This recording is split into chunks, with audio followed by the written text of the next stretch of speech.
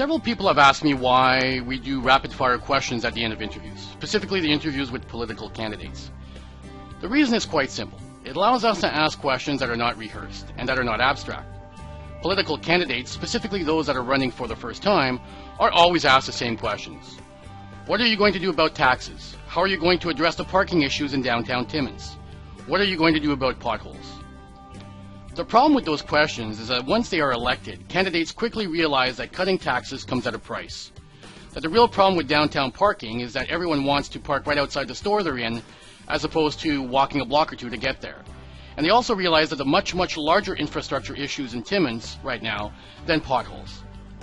Candidates also seem to forget that 80 or 90% of the city budget is essentially spoken for before councillors can actually make any real decisions on what to do with the rest.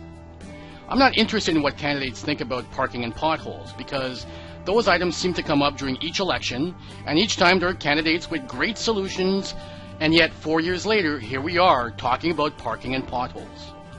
You see, parking and potholes falls into that 80 or 90%, where it becomes difficult for councillors to move too much of the budget from one service to the other without pissing a bunch of people off, or raising taxes, which will piss even more people off.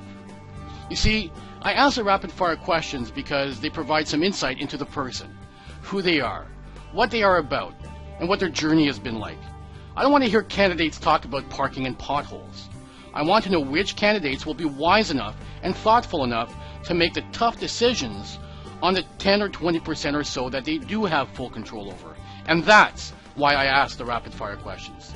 My name is Frank Rock, and that's my 2 cents.